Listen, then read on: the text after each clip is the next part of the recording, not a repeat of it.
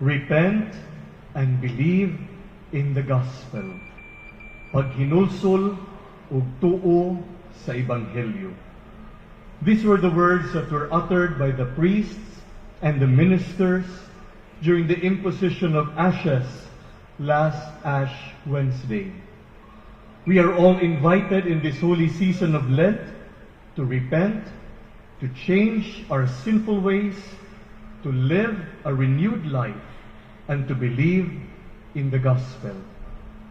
Sa atong paghinulsol, kita giniyahan sa pulong sa Dios, sa Ebanghelyo, ug mao nga kita gitawag aron sa pagtuo niini, isip mga Kristohanon, isip mga sumusunod sa atong Ginoong Hesukristo.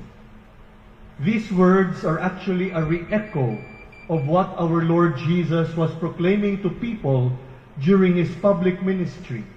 He was calling everyone to repentance, to a change of heart, to a renewal of their lives, to come back to God, and to believe in Him and in His words.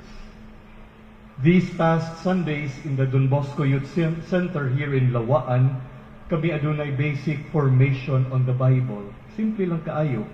Ug sa unang Domingo sa among formation, nangutan ako sa atong mga youth on some stories of the Bible. Ug kasagaran nila nakahibaw sa tubag, which is something very good. Apan, pipila lamang sa atong mga youth ang nagdala sa ilang Bible. Maybe wala sila'y Bible, o wala sila'y mahulman. And we look forward to providing Bibles for our young people that is sa DBYC para mapadayon ug mapalawman pagayod ang atong pagtuon sa pulong sa Dios. Kining panahon sa Kwaresma, kitang tanan giawhag sa pagbalik ngadto sa Dios, pinaagi sa pagampo, pagsimba, pagkumpisal ug pagpangayog pasaylo. Apan ang unang nga bahin alang sa kabag-uhan sa atong kinabuhi mao ang pagkaamgo sa atong pagkasala diha sa pagpaubos. The first step in the renewal of our life is our humble acknowledgement of our sinfulness. It is the reason why we say in our prayer these days of Lent, Lord, have mercy on me a sinner, or have mercy on me, God, in your compassion. Blot out my offense, wash me more and more from my guilt, and cleanse me from my sins. Brothers and sisters,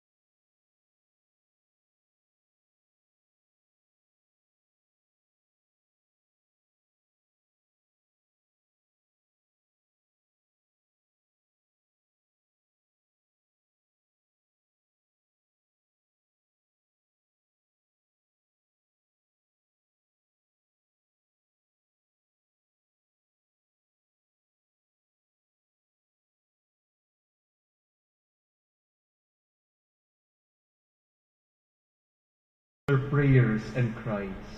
Ang Dios mingon kang Moises, ng iyang presensya nagauban kanila sa kanunay, ug siya nakadungog sa ilang mga pag-ampo ug mga pag-antos.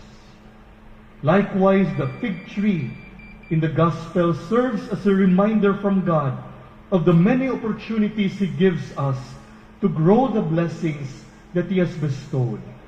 God is ever present, and God is ever patient with us. God gives us opportunities to repent, to conversion, to go back to Him. And through these chances and opportunities, God shows us His love, His patience, His understanding towards us. Ang Diyos sama sa ginikanan nga puno sa pagpasensya nga miagak sa ilang anak ug nagmatuto niini. God is like a teacher who gives chances to students who are failing in their studies. And those who are given these chances will have to work hard on them so as to deserve the opportunity given to them. Tungod kay gitagaan sila og chance, maningkamot gayud ug ihatag gayud ang the best. Secondly, the burning bush in the desert, as mentioned in the first reading, calls the Israelite to abandon their life in Egypt to live a new life in the promised land. Ang mga Israelita giingnan sa Dios nga ilang biyaan ang ilang pagkaulipon didto sa Ehipto aron magpuyo og bag-ong kinabuhi sa yuta nga gisaad alang kanila.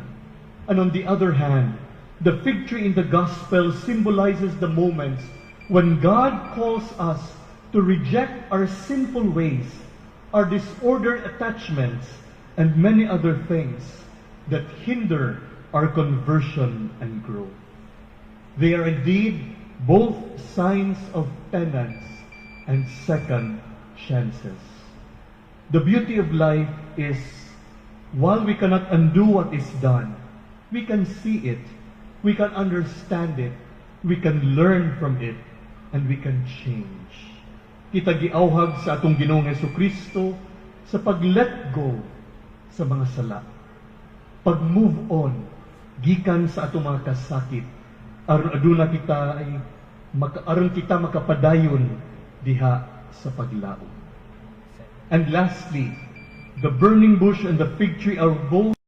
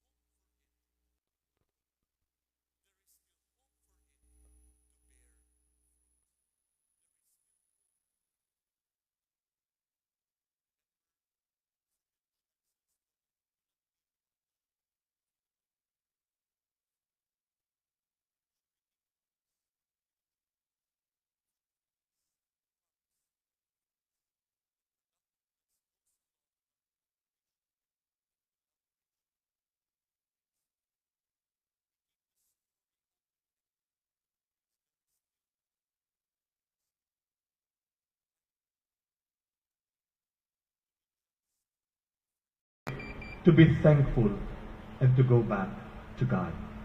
But my brothers and sisters, we can start, we can begin now. The time to bear fruit and growth starts today. In this Holy Mass, let us ask the Lord Jesus to bless us in our efforts towards daily conversion.